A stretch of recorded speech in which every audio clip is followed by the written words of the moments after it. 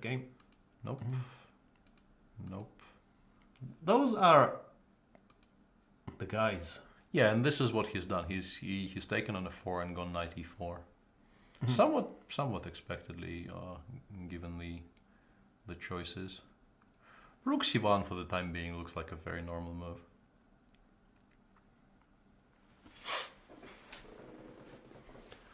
People saying they remember you playing the Dutch in '98. That sounds like a bit of a tall story. 98? No, 98 I was already a mature chess player.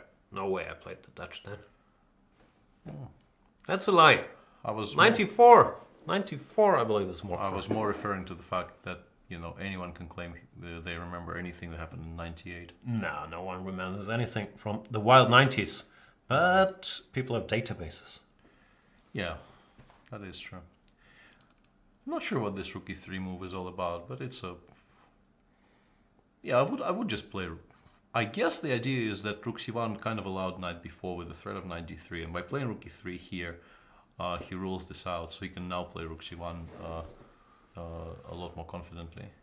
But yeah, queen d7 followed by rook a go d8. here and then dc is sometimes an option. Doesn't look too terrible for black, does it? No.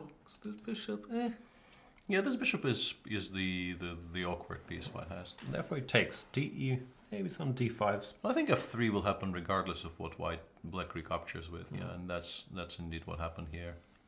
Fe f3, and yeah, this I quite like this because this change of structure. If black doesn't have something immediate in the center, this will favor white. If white manages to not lose any pawns in the center, play queen d2, rook a1, bishop g4, the pawn on e6 will be a constant source of worry for black. dc, Magnus understands he has to sharpen the structure. And rook a d8 is what I expect to happen. She takes b3 first, and I'd be sorely tempted to not recapture back, but maybe there is no good move to not take on b. Because if white has to recapture on b3, then waiting for a move and only playing rook a d8 next makes perfect sense. But even ab rook d8, d5, like, no? Yeah, e5. bishop e5. e5 or what? I miss e5. Oh, okay, no. Perfectly honest. There is bishop h3, but it kind of it looks kind of way too fancy to be true. Because even like let's say queen d6, I think kind of solves the one threat this move creates. Karjakin's also sensing the moment, and yeah, he goes d5. But what does he want after ed? I'm not sure. Maybe just queen. Nah. Queen takes b3, bishop c4 is not really that attractive. I was looking at queen h5, but d4 just closes everything. He does go queen takes b3. Bishop c4, queen c3 is not so clear.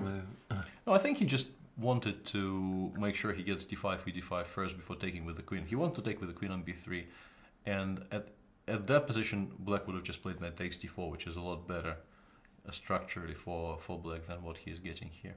But I like a4. If takes, bishop f1, I think might be the idea. He did take.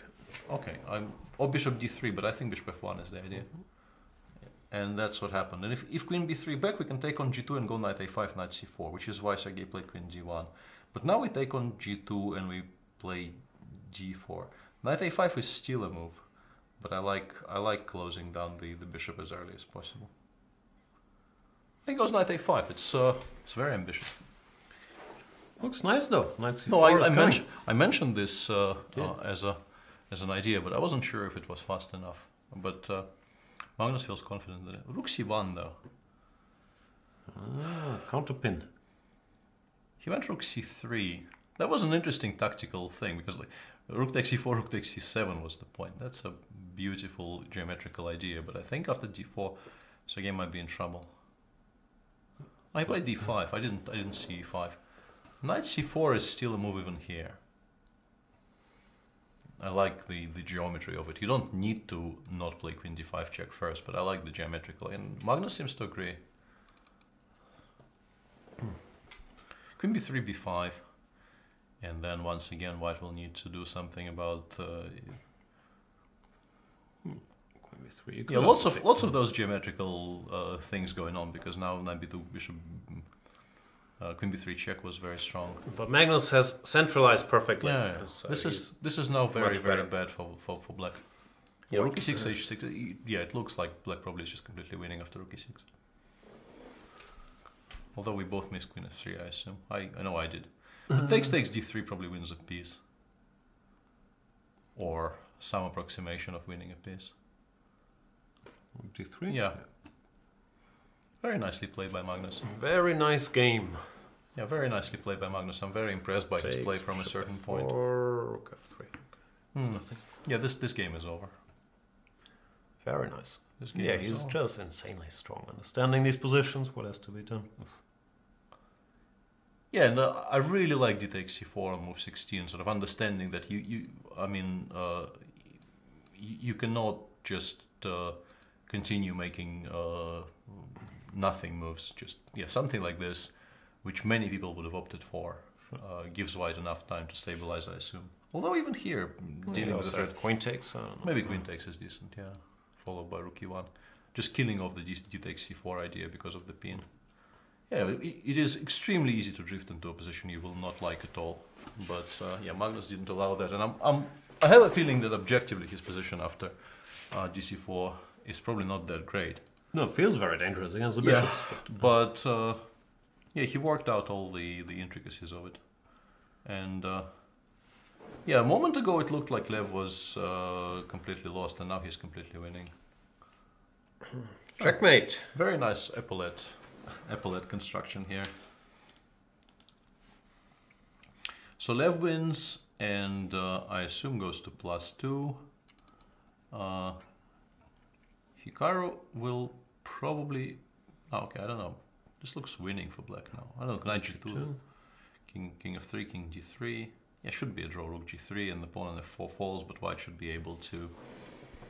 well, white is not really worse, but I mean, in practical terms, in a blitz game, you pick black, but yeah, black will not win this game.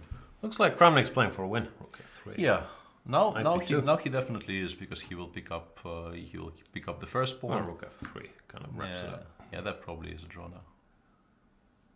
Yeah, and the PGN parse error probably signifies the game has finished in a draw. Game over. Karana lost to Wesley, so let's... Yeah, there was some opening blitz tournament quirkiness with 3 queen b3 in the opening, which probably is not...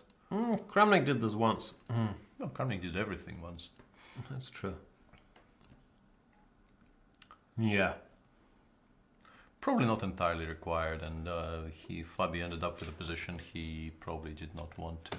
My theory is that Fabi's been using all these blitz and rapid tournaments to hone his Benoni skills so that he can play the Benoni credibly against 1d4. Because he is always trying to play some goofy line that leads to some sort of Benoni structure. At least he did that a lot, I think, in the Grand Prix. Yeah, and MVL won a 1b3 game against Vichy.